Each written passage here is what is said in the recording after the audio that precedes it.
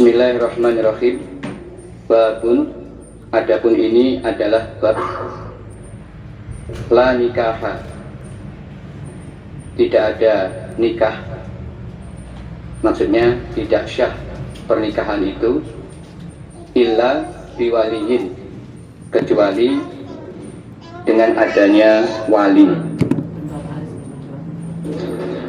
Haddatsana Abu Quraib qala haddatsana Abdullah ibnu Mubarak an Hajjaj an Zuhri an Urwah an Aisyah an Nabi sallallahu alaihi wasallam wa an Ikrimah an Ibn Abbas qala, berkata keduanya yaitu Ibn Abbas dan Aisyah.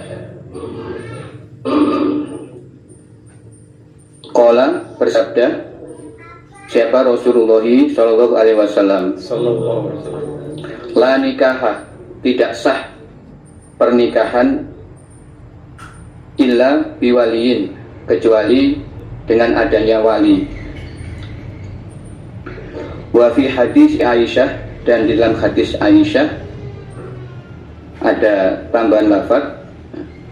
Jadi yang la nikaha illa biwaliyin itu dalam hadisnya Aisyah dan Ibnu Abbas, mereka berdua.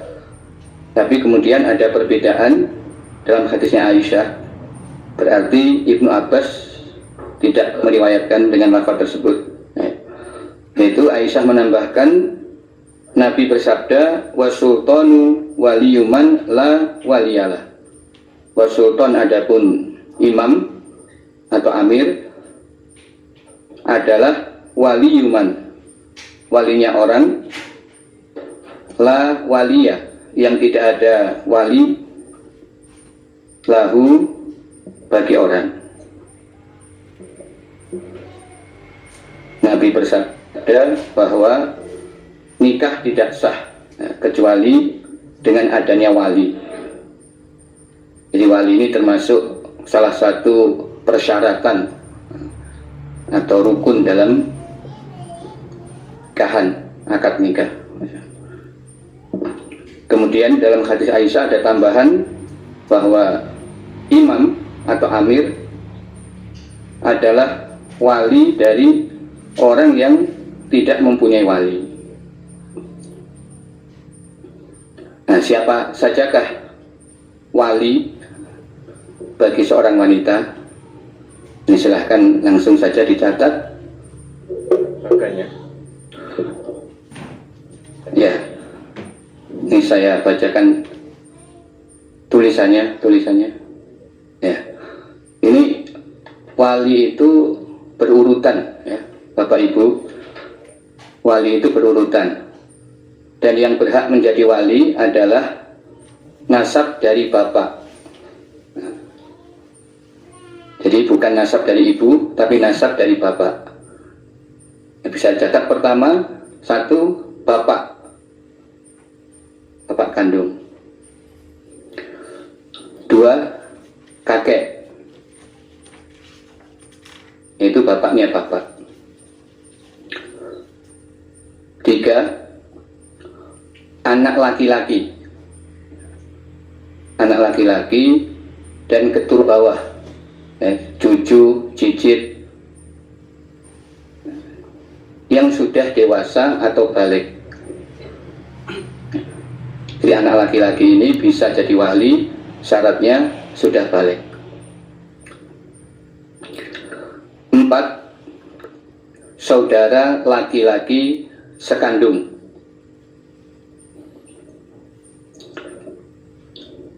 Lima, saudara laki-laki sebapak.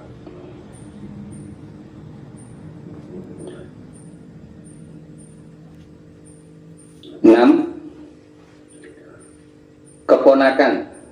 keponakan dari saudara sekandung, atau untuk memudahkannya, anak dari nomor 4. 6, keponakan dari saudara sekandung atau anak dari nomor 4. 7, keponakan dari saudara sebapak. keponakan dari saudara sebapak atau anak dari nomor 5.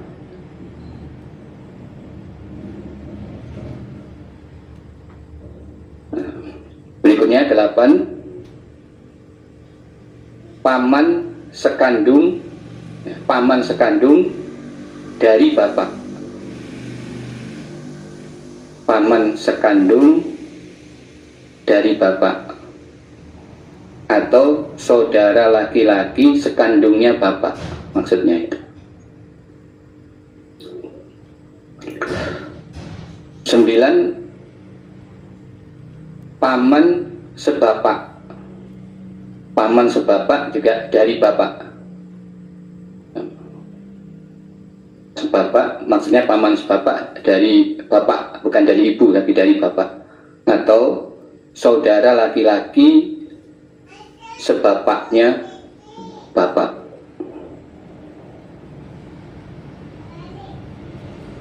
Ya, 10, sepupu dari paman sekandung. Sepupu dari paman sekandung atau anak dari nomor 8, anaknya nomor 8.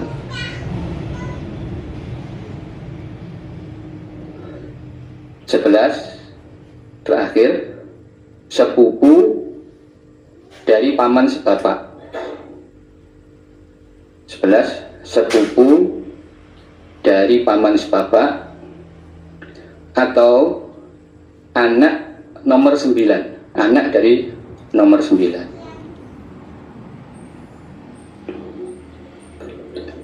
Nah, jadi kalau diurutkan ya, wali itu yang didahulukan adalah dari orang tua. Jadi orang tua paling berhak menjadi wali daripada wali-wali yang lain. Maka urutan nomor 1 bapak. Kalau tidak ada bapak, bisa digantikan kakek, di jalurnya ke atas. Prinsipnya orang tua didahulukan. Setelah itu turun ke anak, ya. Di anak laki-laki dan seterusnya ke bawah. Cicit itu bisa menjadi wali bagi ibunya. Nah, kemudian baru ke samping. Nah, samping ini diutamakan saudara laki-laki yang sekandung, baru saudara laki-laki sebapak, lalu anak dari saudara tersebut, jadi keponakan. Nomor 6 itu anak nomor 4, nomor 7 anak nomor 5. Jadi masih ke samping, diselesaikan, dan ini berlaku sampai ke bawah. Nah, bisa cucunya bisa. Baru kalau samping sudah tidak ada, naik lagi ke atas samping, itu paman. Ya. Nah, paman didahulukan paman sekandung, baru paman sebapak. Setelah paman, anaknya paman, berarti sepupu. Ya. Sepupu dahulukan sekandung, kemudian sebapak. Jadi yang dimaksud sekandung dan sebapak itu adalah karena sama-sama anaknya bapak. Nah, jadi prinsipnya ini dari jalur bapak, maka yang bisa menjadi wali ya anaknya bapak. Maksudnya anaknya bapak itu kan ada bisa saudara sekandung, saudara bisa sekandung, sebapak, seibu. Nah, ini yang jadi wali hanya sekandung dan sebapak. Nah, silahkan coba kita lihat skemanya. Ya.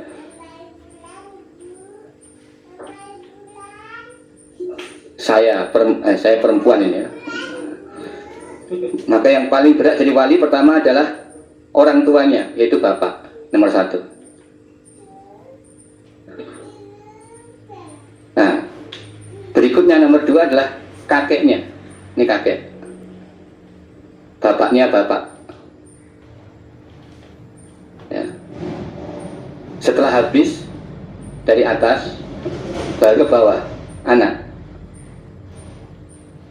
Anak dan ini ke bawah cucu, cicit bisa. Enggak dibatasi sampai ke bawah. Sama atas tadi juga kakek, andaikan ada apa di atas kakek itu apa namanya? Buyut ya. Nah, itu juga lebih berhak daripada anak. Gitu. Jadi kakek, buyut lebih berhak. Nah. Kalau tidak ada ke atas baru turun ke anak dan ke bawah. Kalau tidak ada baru ke samping, yaitu saudara laki-laki sekandung. Nah, ini sekandung, bapak ibunya dia sekandung. Dan nomor 5 ini urutan berikutnya. Jadi saudara sekandung umpama dia punya 5 saudara sekandung ya, 5 orang itu diutamakan, salah satunya bisa lebih didahulukan daripada saudara sebapak. Nah, setelah samping habis, ini samping ke bawah. Nah, ke bawahnya dulu sebelum ke arah paman. Jadi selesaikan dulu samping, lalu ke bawah. Jadi anak dari saudara laki-laki sekandung, keponakan ya. Nah, keponakan dari saudara sekandung, lalu anak dari saudara laki-laki sebapak. Ini nomor berikutnya. Keponakan, bukan misanan. Keponakan.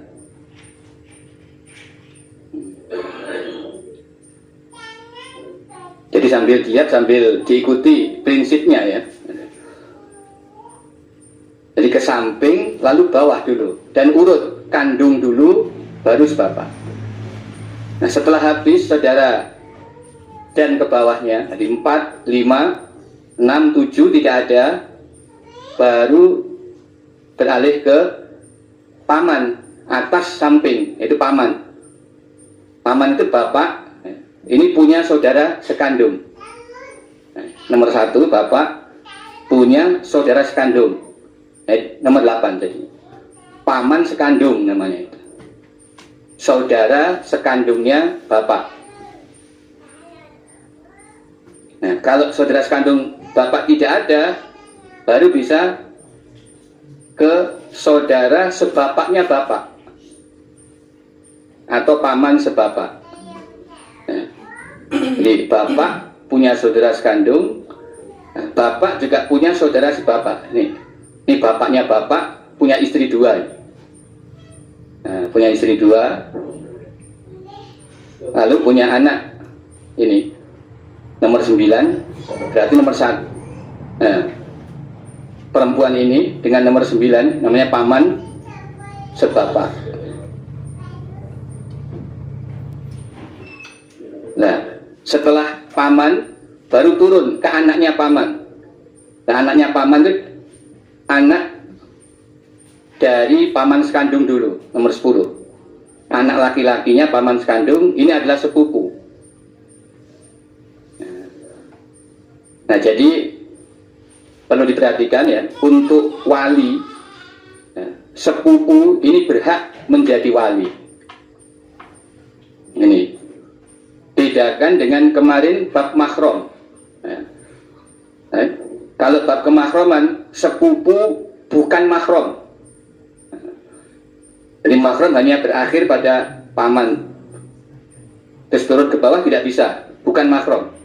Tetapi dalam kewalian, sepupu itu adalah wali, bisa menjadi wali. Nah, jadi sepupu ini bisa menikahi perempuan yang dalam perwaliannya, sekaligus dia sebagai walinya juga. Ini yang kemarin dibahas dalam ayat tentang perempuan yatim yang dalam peramutan wali.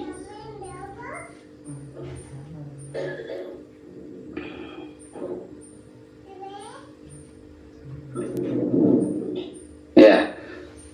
Kemudian nomor 11 adalah anak laki-lakinya paman sebapak atau sepupu dari paman sebapak.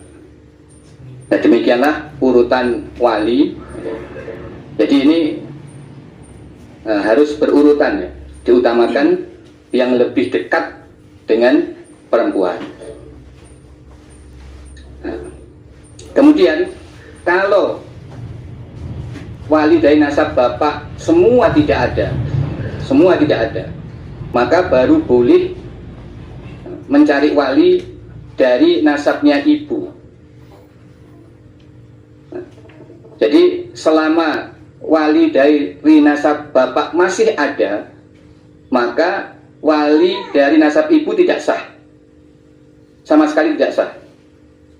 Nah, dari nasab ibu itu hanya bisa menjadi wali ketika tidak ada satupun dari wali dari nasab bapak. Ya, silahkan sekarang daftar untuk wali dari nasab ibu.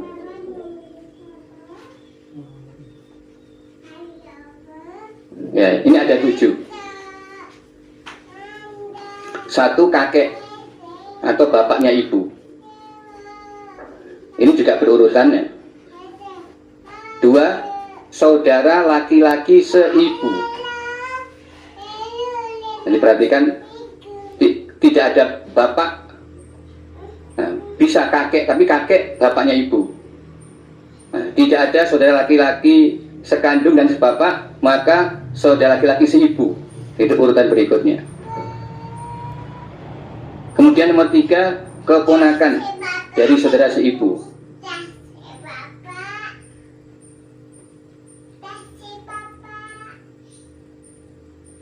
Nomor 4,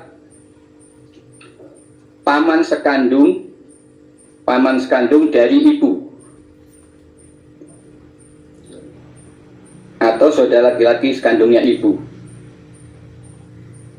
Nomor 5, paman sebapak dari ibu. Nomor 6, anak laki-laki paman sekandung dari ibu.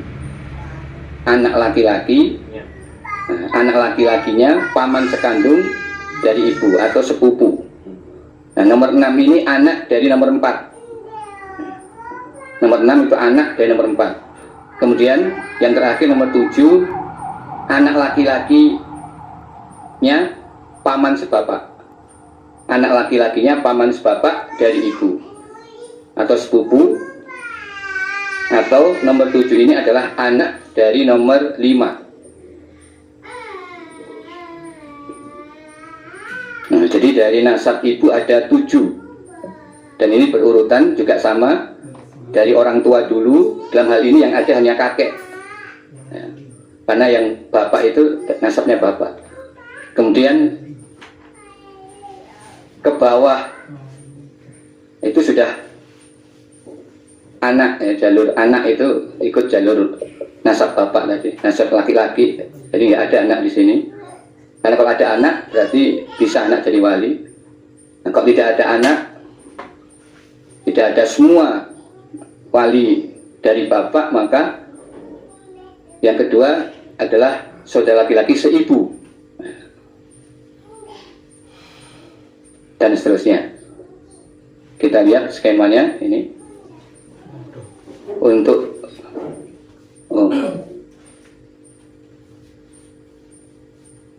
nah ini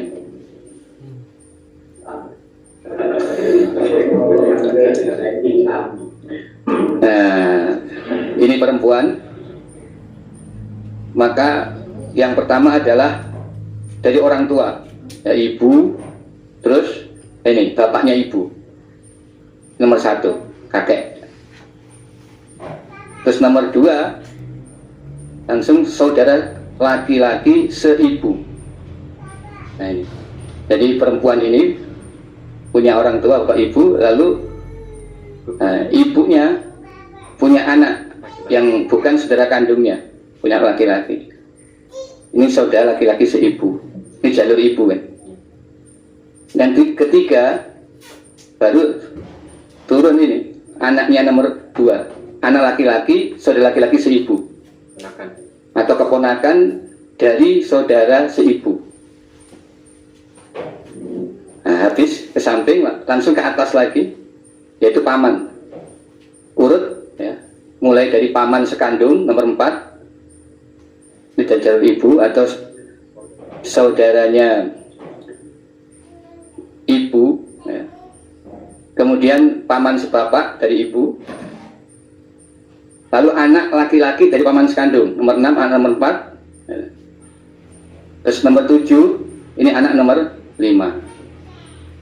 Jadi kalau bisa dipahami prinsipnya ya, ini yang seibu ini dari orang tua ya, hanya kakek, terus turun anak tidak ada karena ini termasuk nasabnya laki-laki.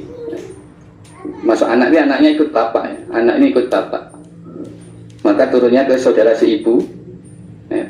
Lalu anaknya dia habis dari 1 yang di bawah 2, terus tinggal paman. Paman ini lengkap, mulai sekandung sebapak, terus turun ke anaknya sekandung, anak sebapak ya. Nah, ketika tidak ada wali sama sekali, baik dari nasab bapak ataupun nasab ibu, maka yang menjadi wali adalah as-sultan. As-sultanu waliyuman la waliyalah. Nah, jadi imam atau amir itu menjadi wali bagi orang yang tidak punya wali sama sekali ya. Jadi ini harus dicari sampai betul-betul dipastikan memang tidak ada wali sama sekali, baik dari nasab bapak ataupun nasab ibu.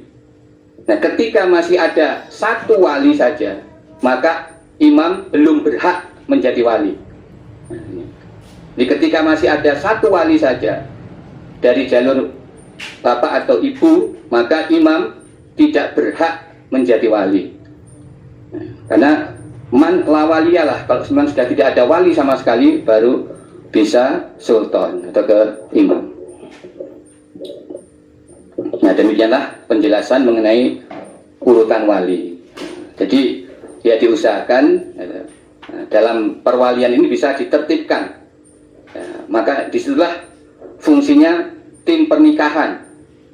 Nah, jadi bapak-bapak yang kebetulan ke dapur tim pernikahan harus memahami betul urutan wali ini, sehingga ketika akan melancarkan ya, jamaah wanita untuk menikah ya, yang harus diurus juga wali ini, diteliti siapa di antara keluarganya yang masih ada dan urutannya. Urutannya juga ditertibkan. Kalau masih ada yang lebih dekat, ya berikan hak kewajiban